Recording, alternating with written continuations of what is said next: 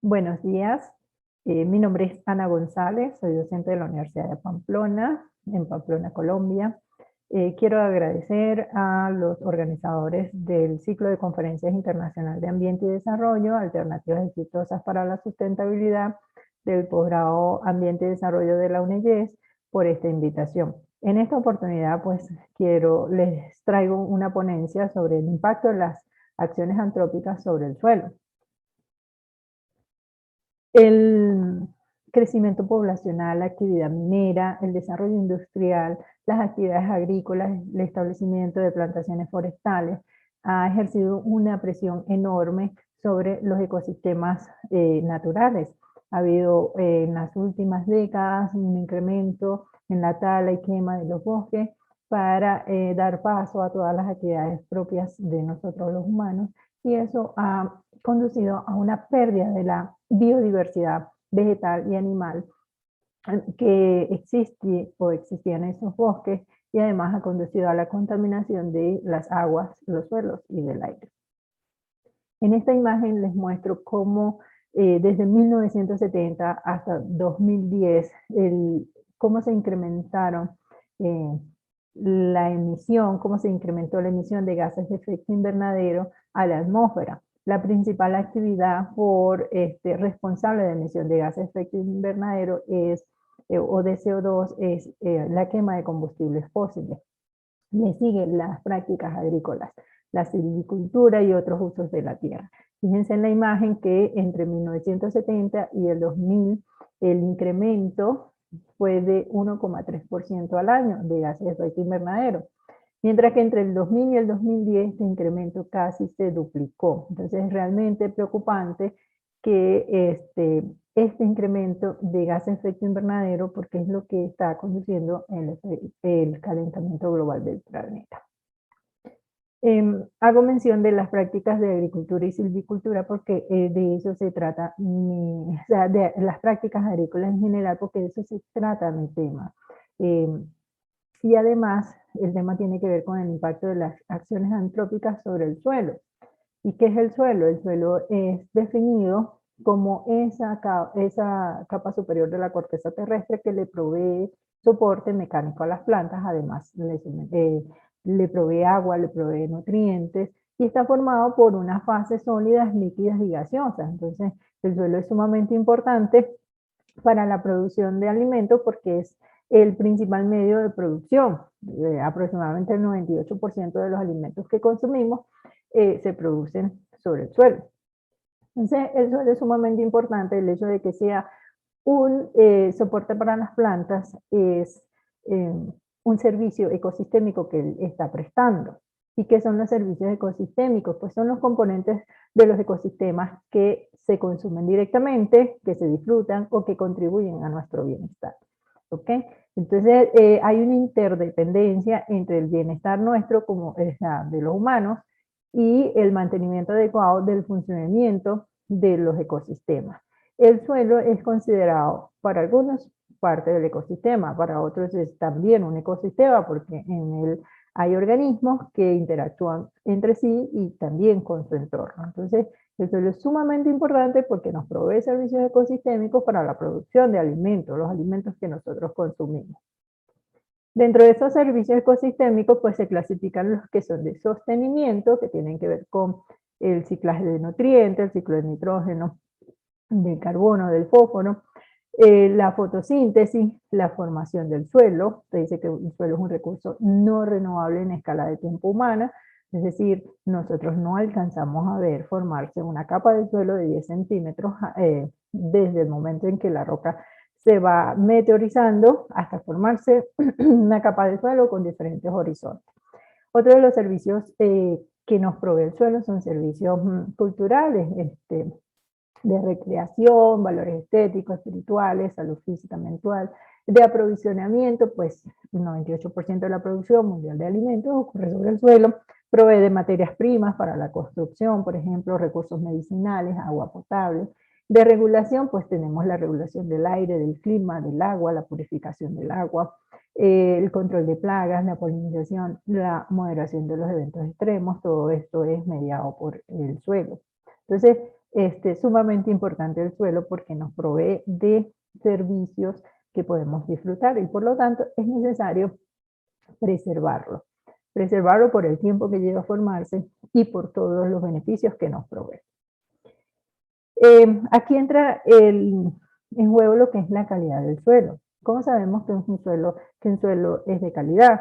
Pues cuando ese suelo tiene la capacidad de funcionar dentro de ciertos límites en el ecosistema, bien sea natural o bien sea gestionado, manejado, ecosistemas agrícolas, cuando ese suelo tiene la capacidad de sostener la productividad de las plantas, de los animales, mantener la calidad del aire, del agua, sostener la salud humana y el hábitat. Entonces, podemos hablar de una escala de tiempo amplia, pero esa calidad del suelo se puede perder, la puede aumentar dependiendo de las prácticas de manejo que nosotros utilicemos. Puede aumentar, puede mantenerse o puede simplemente degradarse. Dentro de la degradación de los suelos, pues tenemos la degradación química, que tiene que ver con la pérdida de nutrientes, la acidificación, la salinización, alcalinización, contaminación por metales pesados. También tenemos la degradación física, que es la pérdida de la estructura, aumento de la densidad aparente, disminución de la permeabilidad, de la capacidad de retención de agua y la erosión. Y la degradación biológica, pues, se traduce en una disminución en la actividad biológica de los suelos. Un suelo de calidad, un suelo sano, es un suelo que va a tener abundante actividad biológica, abundante microorganismos, mesofauna, macrofauna. Y la disminución de la materia orgánica también entra en lo que es la degradación biológica de los suelos.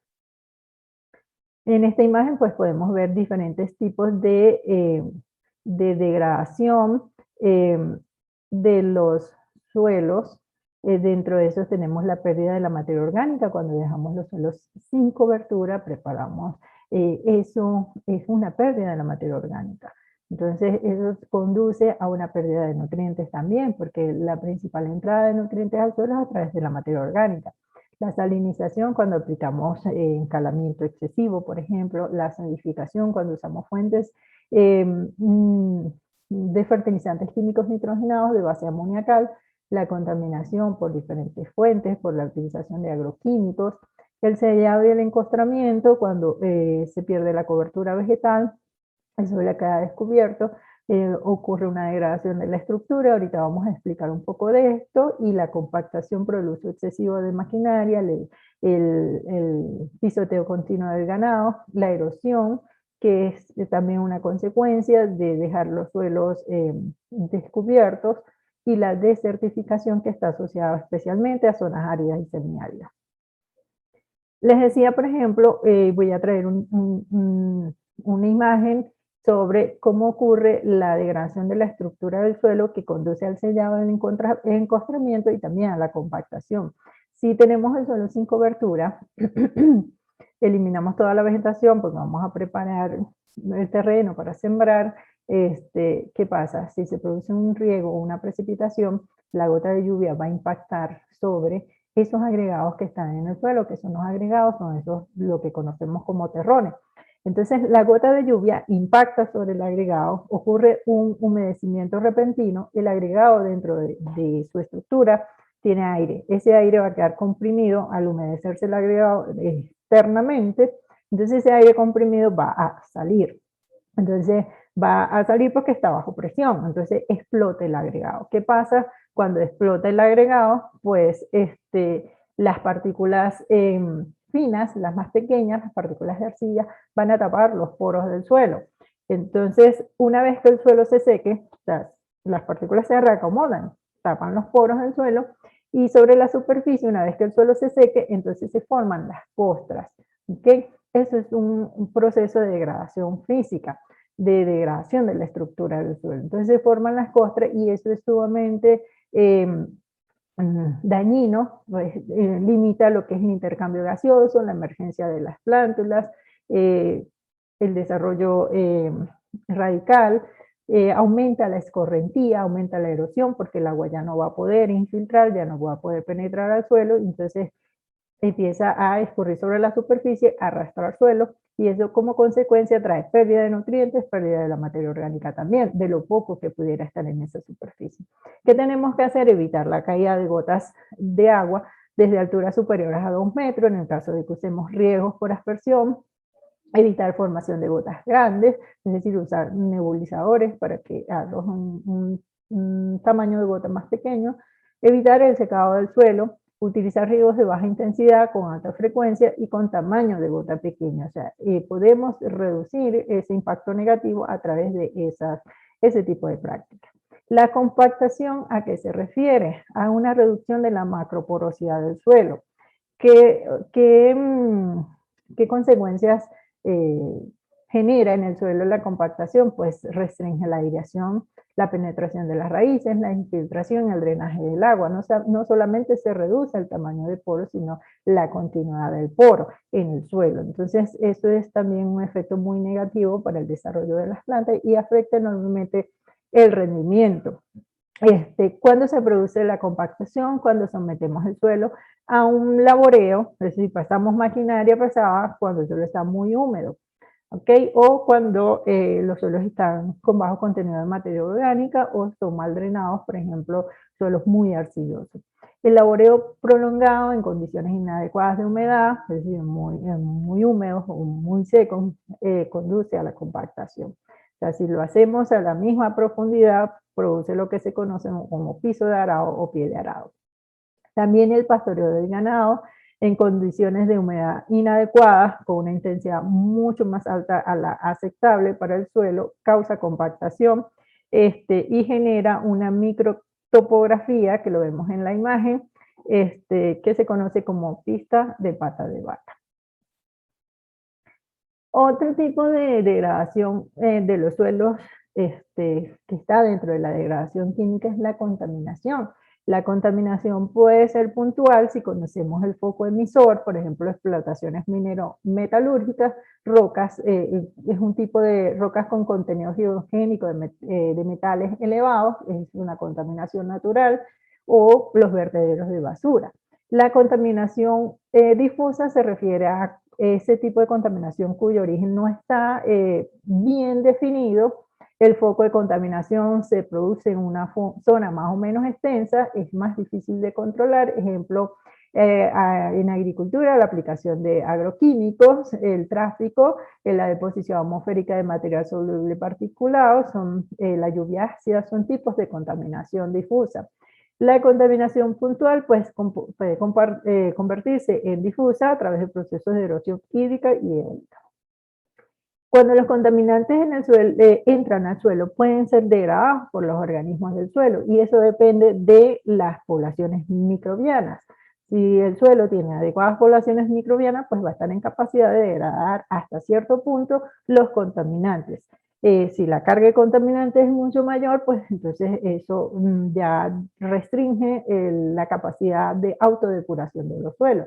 Los contaminantes en el suelo también pueden ser absorbidos por los coloides. ¿Cuáles son los coloides? Pues las arcillas, que son las partículas del suelo más pequeñas, tienen cargas negativas en su superficie y son capaces de fijar o absorber los contaminantes.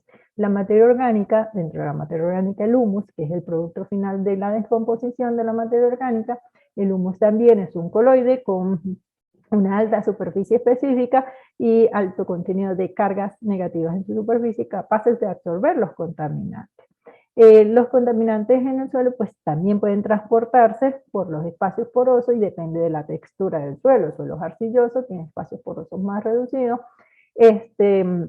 y suelos arenosos pues predominan los macroporos y los contaminantes pueden transportarse más rápidamente. También depende de la reactividad y de la solubilidad del contaminante.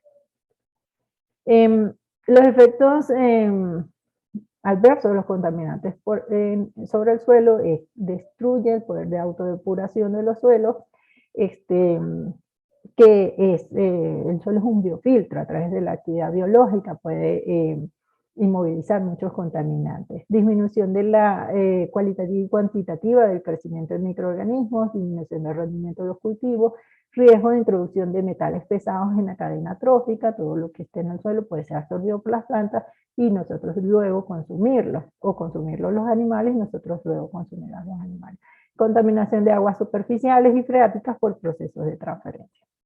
La FAO ha definido ciertas directrices para la gestión sostenible de los suelos y una es reducir al mínimo la erosión a través del mantenimiento de la cobertura vegetal, fomentar el equilibrio de los ciclos de los nutrientes, aportando materia orgánica al suelo, prevenir, reducir al mínimo y mitigar la salinización y la alcalinización, reduciendo el uso de agroquímicos que conduzcan a estas a estos procesos de degradación, prevenir y reducir al mínimo la contaminación del suelo, reducir el uso de agroquímicos, mejorar la biodiversidad del suelo a través de la diversidad de plantas, sustituir el monocultivo por los policultivos, los cultivos asociados, la rotación de cultivos, aportar materia orgánica, prevenir y reducir al mínimo la acidificación, reduciendo el uso de agroquímicos o de fertilizantes nitrogenados de base amoniacal, prevenir y reducir al mínimo la compactación, bien sea reduciendo el paso en maquinaria o sustituyendo ciertos implementos que deterioran mucho el suelo por otros que son menos dañinos, mejorar la gestión del agua en el suelo, usar aguas de calidad, tratar de conservar la humedad en el suelo, manteniendo la cobertura, manteniendo buena materia orgánica sobre el suelo. Eso es todo, muchas gracias, espero por sus preguntas.